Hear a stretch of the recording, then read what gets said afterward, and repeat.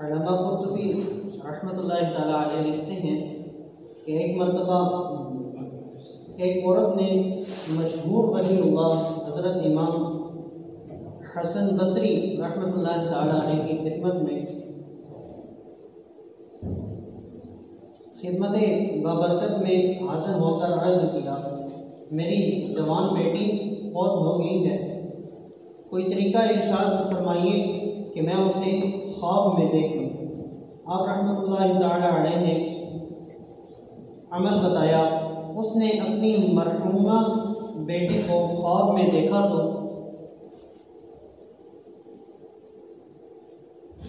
مگر اس حال میں کہ اس کے بدن پر تار کول کا لباس، گردن میں زنجیر، پاؤں میں بیڑیاں تھیں۔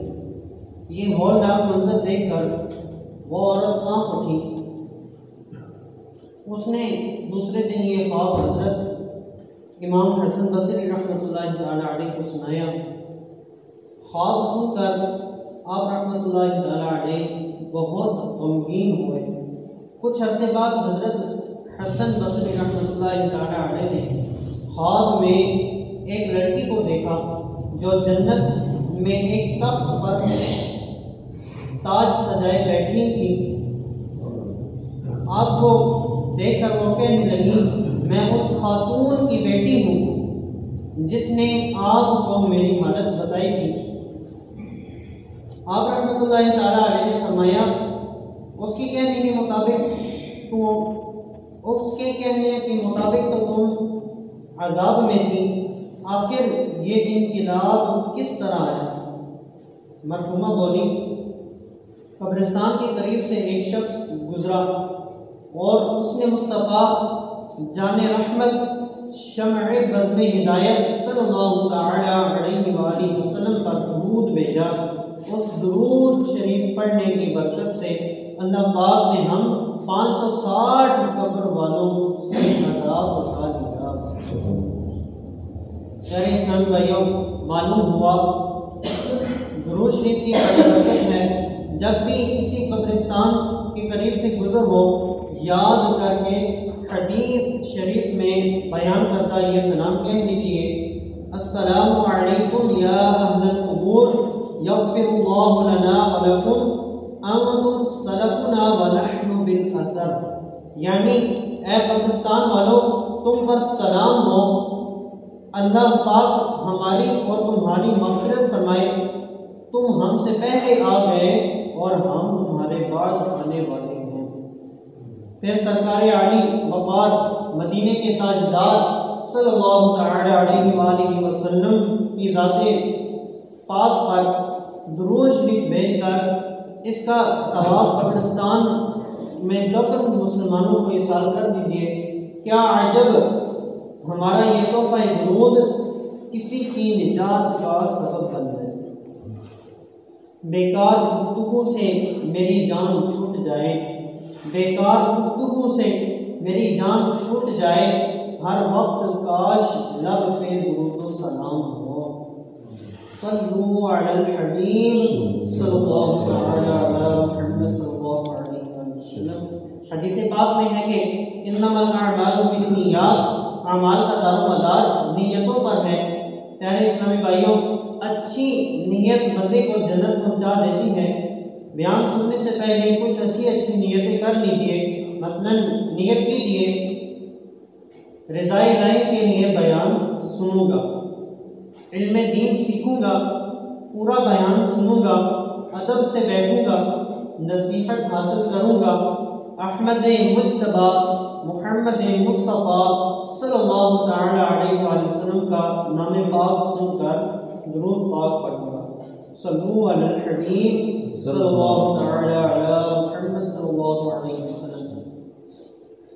شیخ فرید الدین عطار رحمۃ اللہ تعالی علیہ اپنی کتاب تذکرۃ الاولیاء میں لکھتے ہیں کہ ایک حافظ و قاری صاحب مدرسے میں قرآن پاک پڑھاتے تھے۔ ایک مرتبہ یہ نفس و شیطان سے مغلوب ہو کر بد نگاہی کر بیٹھے۔ جیسے ہی ان سے یہ غلطی ہوئی، فوراً ہی انہیں سارا قرآن شریف بھلا دیا گیا۔ انہوں نے خوب توبہ کی اور روتے ہوئے مشہور تابعی بزرگ حضرت امام حسن بصری رحمۃ اللہ تعالی علیہ کی برگاہ میں حاضر ہو گئے، سارا واقعہ عرض کیا اور التجا کی کہ عالی جان میرے حق میں دعا فرمائیں کہ اللہ پاک میری خطا معاف فرما دے اور مجھے قرآن کریم پھر سے یاد آ جائے۔ امام حسن بصری رحمۃ اللہ تعالی علیہ نے دکھیار حافظ صاحب کی امداد کرتے ہوئے فرمایا، اسی سال حج کی سعادت حاصل کرو اور مینا شریف کی مسجد خیف شریف میں جاؤ، وہاں کے امام سے دعا کروانا، اللہ پاک کرم فرمائے گا۔ حافظ صاحب حج کے لیے روانہ ہوئے اور مینا شریف میں مسجد خیف میں پہنچے۔ یہ زور سے کچھ پہلے کا وقت تھا۔ ایک نورانی چہرے والے بوڑھے امام صاحب محراب میں تشریف فرما تھے اور لوگ آپ کے ارد گرد بیٹھے تھے۔ کچھ دیر کے بعد ایک صاحب تشریف لائے، امام صاحب سمیت سب نے کھڑے ہو کر ان کا استقبال کیا۔ نئے آنے والے صاحب بھی اس حلقے میں بیٹھ گئے۔ کچھ دیر بعد اذان ہوئی، نماز ظہر با جماعت ادا کی گئی، پھر لوگ اپنے اپنے گھروں کو چلے گئے۔ اب مسجد الخیف کے امام صاحب تنہا تھے۔ سابقہ حافظ صاحب موقع پا کر امام صاحب کی خدمت میں حاضر ہوئے، سلام کیا، ہاتھ چومے اور روتے ہوئے اپنی دکھ بری داستان سنائی اور بتایا کہ کس طرح انہیں ایک گناہ کی سزا میں سارا قرآن بھلا دیا گیا۔ امام صاحب ماشاء اللہ باکرامت ولی تھے۔ ان کی دعا کی برکت سے حافظ صاحب کو بھولا ہوا قرآن کریم پھر سے یاد ہو گیا۔ اب امام صاحب نے پوچھا، آپ کو میرا پتہ کس نے بتایا؟ عرض کیا، امام حسن بصری رحمۃ اللہ تعالی علیہ نے۔ یہ سن کر امام صاحب فرمانے لگے، اچھا انہوں نے میرا پردہ فاش کیا، اب میں بھی ان کا راز کھولتا ہوں۔ سنو، ظہر سے پہلے جن صاحب کی آمد پر ہم سب نے اٹھ کر تعظیم کی تھی، وہ شخصیت امام حسن بصری رحمۃ اللہ تعالی علیہ ہی تھے۔ وہ اپنی کرامت سے روزانہ بصرہ سے یہاں مینا شریف میں تشریف لاتے اور یہی نماز ظہر ادا فرماتے ہیں۔ امام صاحب نے مزید فرمایا، امام حسن بصری رحمۃ اللہ تعالی علیہ جس کے رہنما ہوں، امام حسن بصری رحمۃ اللہ تعالی علیہ جس کے رہنما ہوں، اس کو کسی غیر کی حاجت نہیں۔ جو نبی کا غلام ہوتا ہے قابل احترام ہوتا ہے، جو ہو اللہ کا ولی اس کا فیض دنیا میں عام ہوتا ہے۔ صلو علی الحبیب صلی اللہ تعالی علی محمد صلی اللہ علیہ وسلم۔ پیارے پیارے اسلامی بھائیوں، حضرت امام حسن بصری رحمۃ اللہ تعالی علیہ بلند مرتبہ تابعی بزرگ ہیں۔ ایک روایت کے مطابق آپ کو 130 صحابہ کرام علیہم رضوان سے ملاقات کا شرف حاصل ہے۔ ان میں سے 70 بدری یعنی غزوہ بدر میں شرکت کرنے والے صحابہ کرام علیہم رضوان بھی شامل ہیں۔ امام حسن بصری رحمۃ اللہ تعالی علیہ کی ولادت باسعادت مدینہ منورہ میں مسلمانوں کے دوسرے خلیفہ حضرت سیدنا عمر فاروق اعظم رضی اللہ تعالی عنہ کے دور خلافت میں ہوئی۔ ولادت کے بعد آپ کو امیر المؤمنین حضرت عمر فاروق اعظم رضی اللہ تعالی عنہ کی خدمت میں حاضر کیا گیا۔ انہی کی خواہش پر آپ کا نام حسن رکھا گیا۔ امام حسن بصری رحمۃ اللہ تعالی علیہ کی کنیت ابو سعید ہے۔ آپ کی والدہ محترمہ مسلمانوں کی امی جان حضرت ام سلمہ رضی اللہ تعالی عنہ کی کنیز تھی۔ منقول ہے جب امام حسن بصری رحمۃ اللہ تعالی علیہ کی والدہ محترمہ کسی کام میں مصروف ہوتی اور آپ رونے لگتے تو امیر المؤمنین ام المؤمنین حضرت ام سلمہ رضی اللہ تعالی عنہا فرط محبت میں آپ کو چپ کروانے کے لیے اپنا دودھ پلایا کرتی تھیں۔ علماء فرماتے ہیں ام المؤمنین حضرت ام سلمہ رضی اللہ تعالی عنہ کے واسطے سے امام حسن بصری رحمۃ اللہ تعالی علیہ کو سرکار عالی وقار مکی مدنی تاجدار صلی اللہ تعالی علیہ وآلہ وسلم کا فیضان نصیب ہوا۔ اسی کی برکت تھی کہ آپ رحمۃ اللہ تعالی علیہ کو بے مثال علم، عمل، تقوی نصیب ہوا۔ آپ رحمۃ اللہ تعالی علیہ کی زبان پر حکمت کی باتیں جاری ہوتی اور آپ معرفت الہی یعنی اللہ پاک کی پہچان حاصل کرنے میں بلند مقام پر فائز ہوئے۔ رجب المرجب 110 ہجری میں آپ کا وصال ہوا۔ بوقت وصال آپ کی عمر مبارک 88 ایئرز تھی۔ بصرہ میں نماز جمعہ کے بعد آپ کی نماز جنازہ ادا کی گئی، جس میں کثیر لوگ شریک ہوئے۔ صلو علی الحبیب صلی اللہ تعالی علی محمد صلی اللہ علیہ وسلم۔ پیارے اسلامی بھائیوں، امام حسن بصری رحمۃ اللہ تعالی علیہ بہت بڑے عالم، زاہد یعنی دنیا سے بے رغبتی رکھنے والے، بہت نیک پارسا عبادت گزار تھے۔ علم دین کا روب اور عبادت کا نور آپ کے چہرے سے جھلکتا تھا، یہاں تک کہ کسی نے آپ کو نہ دیکھا ہوتا تو تب بھی پہچان لیتا۔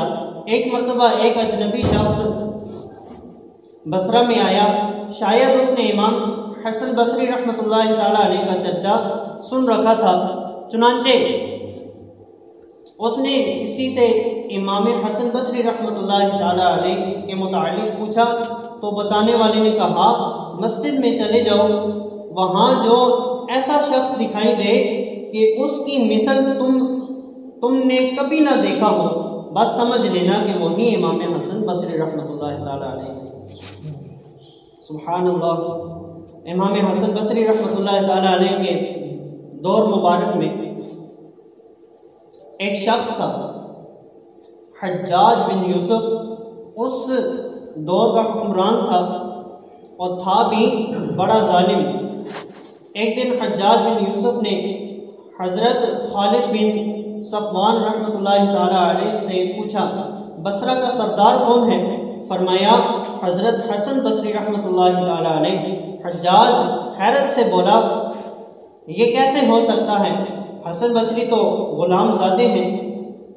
حضرت خالد بن صفوان رحمۃ اللہ تعالی علیہ نے فرمایا، حقیقی سردار حضرت حسن بصری رحمۃ اللہ تعالی علیہ ہی ہیں، کیونکہ لوگ علم دین سیکھنے میں ان کے محتاج ہیں، مگر امام حسن بصری رحمۃ اللہ تعالی علیہ کسی بندے کو محتاج نہیں۔ خدا کی قسم، میں نے بصرہ کا کوئی عزت دار ایسا نہیں دیکھا جو امام حسن بصری رحمۃ اللہ علیہ کی خدمت میں حاضر ہونے کی خواہش نہ رکھتا ہوں۔ سب ان کے وعظ سننے کی خواہش کرتے ہیں، ان کی خدمت میں حاضر ہونے کو ترستے ہیں۔ یہ سن کر حجاج بن یوسف بولا، واللہ یعنی اللہ پاک کی قسم، یہی اصل سرداری ہے۔ پیارے اسلامی بھائیوں، واقعی سچ ہے، علم دین اور اس پر عمل، یہ دو چیزیں جس انسان میں جمع ہو جائیں اسے سردار بنا دیتی ہیں۔ صحابی رسول حضرت انس رضی اللہ تعالی عنہ سے روایت ہے، معلم کائنات فخر موجودات صلی اللہ تعالی علیہ وآلہ وسلم نے ارشاد فرمایا، بے شک علم دین عزت والے آدمی کی شرافت میں اضافہ کرتا ہے اور غلاموں کو بادشاہوں کی مجلس میں بٹھا دیتا ہے۔ اللہ پاک ہمیں بھی علم دین سیکھنے اور اخلاص کے ساتھ اس پر عمل پیرا ہونے کی توفیق عطا فرمائے۔ زندگی ہو میری پروان کی صورت یا رب، علم کی شمع سے ہو مجھ کو محبت یا رب، دور دنیا کا میرے دم سے اندھیرا ہو جائے، ہر جگہ میرے چمکنے سے اجالا ہو جائے۔ صلو علی الحبیب صلی اللہ تعالی علی محمد صلی اللہ علیہ وسلم۔ ایک مرتبہ امام حسن بصری رحمۃ اللہ تعالی علیہ حج کے لیے روانہ ہوئے۔ کچھ لوگ بھی آپ کے ساتھ تھے۔ راستے میں بعض لوگوں کو شدید پیاس لگی۔ پانی پینے کے لیے کنواں تلاش کیا گیا۔ کنواں تو مل گیا مگر اس پر رسی اور ڈول نہیں تھا۔ اب پریشانی تھی کہ کنویں سے پانی کیسے نکالیں۔ چنانچہ ساری صورتحال حضرت امام حسن بصری رحمۃ اللہ تعالی علیہ کی خدمت میں بیان کی گئی۔ آپ نے فرمایا جب میں نماز میں مشغول ہو جاؤں تو پانی پی لینا۔ چنانچہ جب آپ نماز کے لیے کھڑے ہوئے تو اچانک کنویں میں سے پانی خود بخود ابل پڑا اور سب نے اچھی طرح پیاس بجھائی۔ اسی دوران ایک شخص نے احتیاطاً کچھ پانی اپنے کوزے میں رکھ لیا۔ اس حرکت سے کنویں کا جوش ایک دم ختم ہو گیا۔ اس پر امام حسن بصری رحمۃ اللہ تعالی علیہ نے فرمایا تم نے اللہ پاک پر اعتماد نہیں کیا، یہ اسی کا نتیجہ ہے۔ پھر یہ حج کا مبارک قافلہ آگے روانہ ہوا۔ امام حسن بصری رحمۃ اللہ تعالی علیہ نے راستے میں کچھ کھجوریں اٹھا کر لوگوں کو دی۔ لوگوں نے کھجوریں کھائیں۔ دیکھا تو ان کھجوروں کی گٹھلیاں سونے کی تھیں۔ لوگوں نے وہ گٹھلیاں یعنی بیج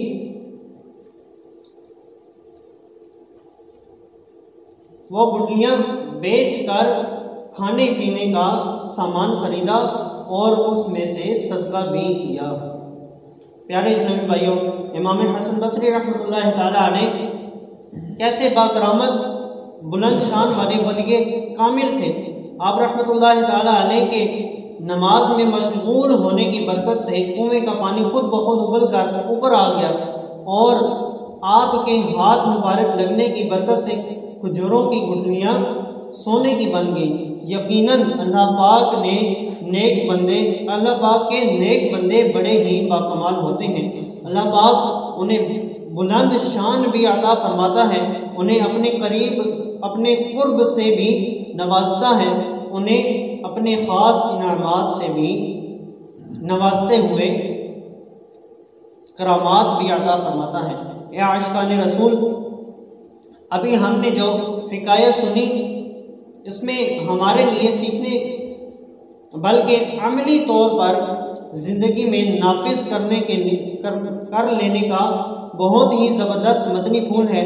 وہ یہ کہ دیکھیں امام حسن بصری رحمۃ اللہ تعالی علیہ کی کرامت سے کنویں کا پانی خود بخود ابل کر اوپر آ گیا، مگر جیسے ہی ایک شخص نے بے یقینی کا مظاہرہ کیا، کچھ پانی بچا کر رکھا تو کنویں کا پانی پھر سے نیچے چلا گیا۔ اس سے معلوم ہوا توکل یعنی اللہ پاک پر بھروسہ نہ ہونا محرومی کا سبب ہے۔ ہمیں چاہیے کہ ہم اللہ پاک پر بھروسہ کریں، اپنا یقین پختہ کریں۔ جو رب کریم تمام مخلوقات کو رزق عطا فرما رہا ہے، یقیناً وہ ہمیں بھی عطا فرمائے گا۔ جس نے صبح کا کھانا دیا، رات کا بھی وہی عطا فرمائے گا۔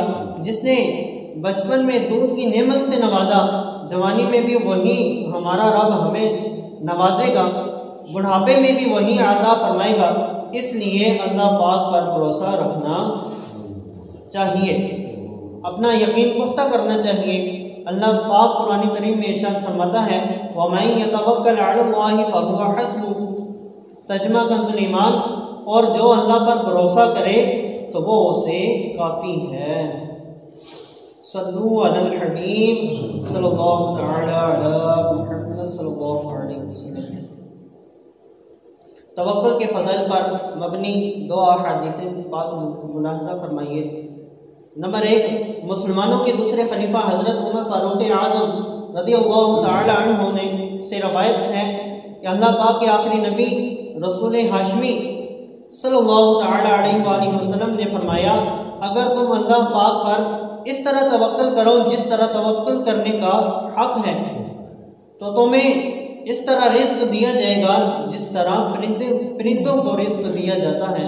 وہ صبح کو بھوکے نکلتے ہیں اور شام کو پیٹ بھر کر آتے ہیں۔ صحابی رسول حضرت ابو ہریرہ رضی اللہ تعالیٰ عنہ سے روایت ہے، نبیوں کے سلطان سرور ذیشان صلی اللہ تعالیٰ علیہ وآلہ وسلم نے فرمایا، یعنی جنت میں کچھ ایسے لوگ داخل ہوں گے جن کے دل پرندوں کے دل جیسے ہوں گے۔ مشہور مفسر قرآن حکیم الامت مفتی احمد یار خان رحمۃ اللہ تعالیٰ علیہ فرماتے ہیں، چڑیوں کے دل میں اللہ پاک پر توکل اعلیٰ درجے کا ہوتا ہے، ان کے دلوں میں ڈر بہت زیادہ، کینہ بغض ان کے پاس نہیں ہوتا۔ جس انسان میں یہ صفات پیدا ہو جائیں وہ تو فرشتہ صفت بن جائے۔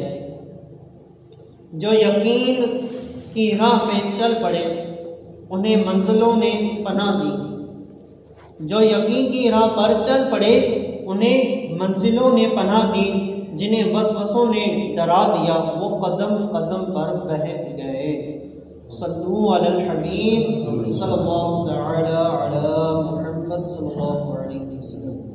پیارے اسلامی بھائیوں، ولایت کے بہت سے درجات ہیں، ان میں سے سب سے اونچا درجہ صدیقیت کا ہے۔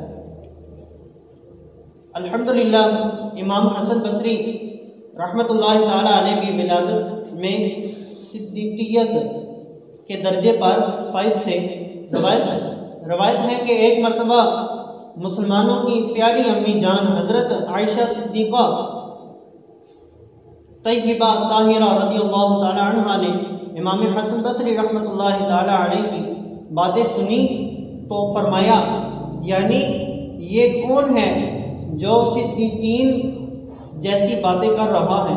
اس طرح امام علی بن حسین یعنی امام زین العابدین رضی اللہ تعالیٰ عنہ کو ایک مرتبہ امام حسن بصری رحمۃ اللہ تعالیٰ علیہ کا ایک فرمان سنایا گیا۔ امام زین العابدین رضی اللہ تعالیٰ عنہ نے فرمایا، سبحان اللہ، ھذا کلام الصدیق، یہ تو کسی صدیق کا کلام ہے۔ پیارے اسلامی بھائیوں، امام حسن بصری رحمۃ اللہ تعالیٰ علیہ کا مبارک فرمان جسے امام زین العابدین رضی اللہ تعالیٰ عنہ نے کلام صدیق فرمایا، فرمان عالی شان کیا ہے؟ آئیے سنیے۔ امام العلماء امام حسن بصری رحمۃ اللہ تعالیٰ علیہ نے فرمایا، یعنی تعجب یہ نہیں کہ ہلاک ہونے والا ہلاک کیسے ہو گیا، تعجب تو اس پر ہے نجات پانے والا نجات کیسے پا گیا۔ پیارے اسلامی بھائیوں، غور فرمائیے کتنا فکر انگیز اور سبق آموز فرمان ہے۔ جو بندہ روزی قیامت ہلاکت میں پڑ گیا، جس کے لیے جہنم کا حکم سنا دیا گیا، اس پر کیا تعجب، جہنم میں جانا تو بہت آسان ہے۔ شیطان ہر وقت انسان کو بھٹکانے میں لگا ہوا ہے، نفس امارہ خواہشات میں پھنسا رہا ہے، نفس سستی دلاتا ہے، نیکیوں سے روکتا ہے، گناہوں میں لذت پاتا ہے۔ اس لیے گناہوں میں پڑ کر جہنم کا حقدار بن جانا بہت آسان ہے۔ ہاں، شیطان سے جنگ کر کے، نفس امارہ کو مغلوب کر کے، دنیاوی نفسانی خواہشات کو دبا کر مال کی محبت، دنیا کی محبت، حرص، ہوس وغیرہ 20 باطنی بیماریاں، یہ زہریلے سانپ، ان سے مقابلہ کر کے نیکیوں میں مصروف رہنا یہ مشکل کام ہے۔ اس لیے تعجب اس پر نہیں کہ ہلاک ہونے والا ہلاک کیسے ہو گیا، تعجب اس پر ہے کہ نجات پانے والا نجات کیسے پا گیا۔ ہم لوگ عموماً رشک کرتے ہیں کس پر؟ مالداروں پر۔ اونچی اونچی عمارتیں دیکھ کر رشک کرتے ہیں، عالی شان کوٹھیاں بنگلے دیکھ کر رشک کرتے ہیں، کروڑوں روپے کی گاڑیوں کو دیکھ کر رشک کرتے ہیں، بڑے عہدہ داروں کو دیکھ کر رشک کرتے ہیں۔ آج کل سوشل میڈیا کا دور ہے، جس کے فالورز زیادہ ہیں، ویورز زیادہ ہیں، اس پر بھی رشک کیا جاتا ہے۔ جو زیادہ مشہور ہیں اس پر بھی رشک کیا جاتا ہے، حالانکہ ان پر رشک کرنا مال و دولت، ان پر کیا رشک کرنا؟ مال و دولت اللہ پاک کی دین ہے، کسی کو کم نہیں، کسی کو زیادہ۔ اس میں مالدار کا کیا کمال ہے؟ شہرت اللہ پاک کی دین ہے، مشہور و معروف ہستی کا اس میں کیا کمال؟ اس نے کیا کارنامہ انجام دیا اس پر رشک کیا جائے؟ ہاں، کارنامہ تو یہ ہے، جو صبح بستر کا آرام چھوڑ کر نفس و شیطان کا مقابلہ کر کے نماز فجر باجماعت ادا کر لیتا ہے، جو مال و دولت کی حرص، دنیا کی محبت، تھکاوٹ، سستی وغیرہ کو پیچھے چھوڑ کر 5 وقت مسجد میں آ کر اللہ پاک کے حضور سر جھکاتا ہے۔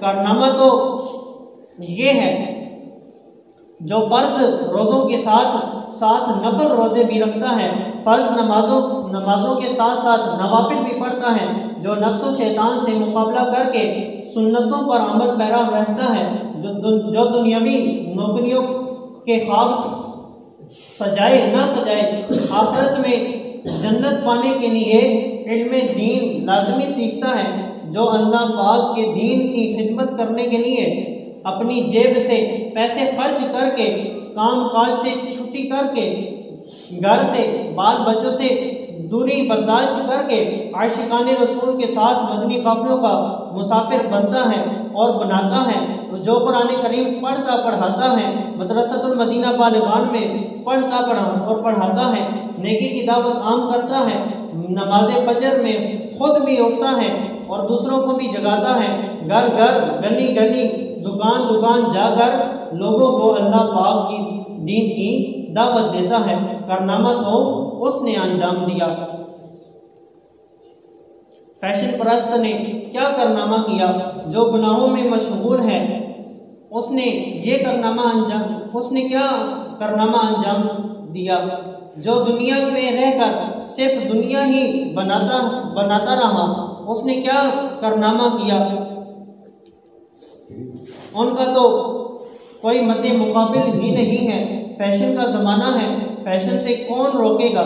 ہاں، جو سنتیں اپنائے، شیطان اس پر حملے کرتا ہے، نفس امارہ اسے بہکانے کی کوشش کرتا ہے، لوگ اسے طعنے دیتے ہیں، اور تو اور گھر والوں کو بھی عموماً اسی پر اعتراضات ہوتے ہیں کہ اس نے داڑھی کیوں رکھ لی، اس نے امامہ کیوں سجا لیا، یہ فیشنیبل لباس کی بجائے سنت کے مطابق لباس کیوں پہنتا ہے؟ یہ ہے کمال۔ انسان جو ان سب مشکلات کی پرواہ کیے بغیر دنیا میں رہ کر آخرت کی فکر کر رہا ہے، کارنامہ اس نے انجام دیا۔ جو دنیا میں رہ کر جنت میں لے جانے والے کام کرتا ہے، تعجب تو اس پر ہے، کمال تو اس نے کیا، لہذا رشک تو اس پر کرنا چاہیے۔